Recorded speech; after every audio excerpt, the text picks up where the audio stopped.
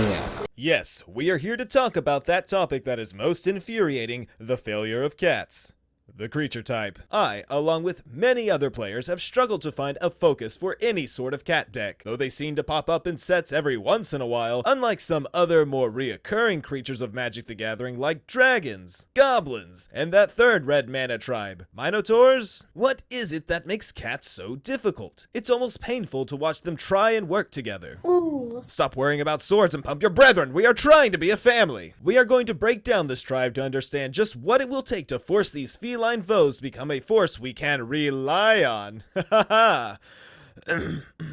Editor's note. We here at Singleton Squire will not be apologizing for the heavy load of cat puns that are about to befall our listeners' ears. If you have any listeners sensitive to such material, just be warned listening further may be a catastrophe. Also, is the audience viewers or listeners? I'm just gonna go with listener. You were meant to be named listener. So, the first card to bear the tribal name Cat was Cat Warriors in Legends, a 2/2 for 3. Not great, not bad. With Forest Walk. Ah, so cats are green to their core. Would you stop interrupting? That's like saying hydras are red. Take your interruptions and your rock hydra and get out of the shot. Just go. Cats are a tribe with a primarily white core, with green following closely behind, and the other colors from low to nearly non-existent. The first kitty without a subtype was Canyon Cat. I just wanna be pure. A red card with Mountain Walk.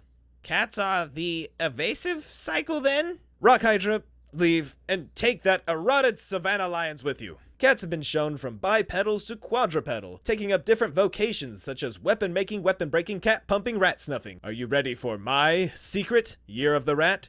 With your tasty rat decks falling into my links like ma. Run for cover! Thankfully, Wizards has given us direction on how to build a cat deck, whether be for Commander or Oathbreaker. The exciting new format you and your friends can try, or do as I did and build like 30 and dump the pile of deck boxes onto your pod's table when Jack says he only has 45 minutes tops for another game. Stare into his eyes hungrily as you devour his EDH time with Oathbreaker, like some sort of hungry lynx devouring the contents of his rat deck.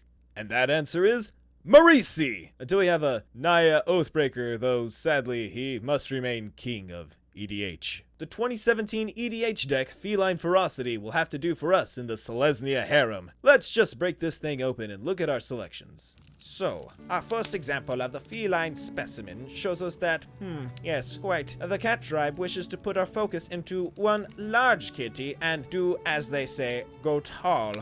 Quite. The next specimen, Mary Weatherlight Duelist. Yes, it has been some time since we have seen her. She is looking well compared to, well, Mary seems to encourage having many creatures that want to attack as one or go wide. Curious, you do not wish to support your own kind, perhaps due to the strange infatuation you incurred towards a certain genetic experiment and want to be inclusive? But wait, what's this? His current colors do not seem to mirror the favor of Mary. Once again, torn apart. Yes, a love that was quite never meant to be. Unless it was some sort of alpha Marisi cat deck, which could work.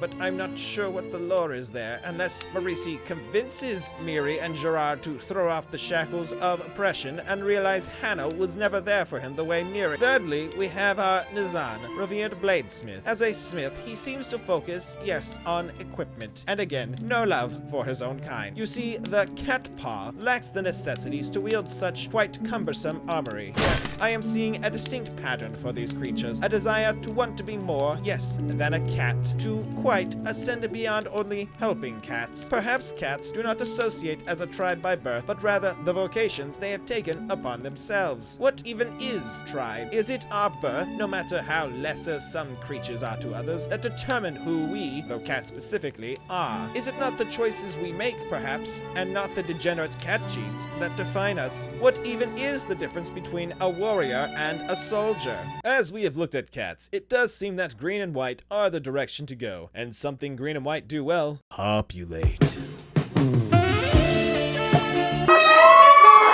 You start your deck with white and green, telling yourself cats are more fun than they seem. Some cats have life gain as preference, while other kitties boost their power and toughness. You say it's not a stretch to have strategy remnants. Surely there's room for tokens and enchantments. And maybe landfall can fit in as well. The top decks in all formats play both lands and spells. Some cats have flash but few enter field triggers, save for a few like Quasali slingers. Regal Caracal wants to make a deck go wide, alongside his almond cat friend Sovereign Pride. If you think your deck is getting light on fighters, then why not try stalking, springing, or striking tigers? Not all cat creatures look the same. They come across a variety of planes. Some walk on all fours, some bring treats and purr, others may have Phyrexian oil for fur. Some grotesque beasts swap their paws for hands, sporting a set of Oko abdomens. No matter the cats appearing in each set, we shall find a way to cram them all into one deck. Let's say you were building an Oathbreaker deck. How cheeky. You could use Huatli, Radiant Champion.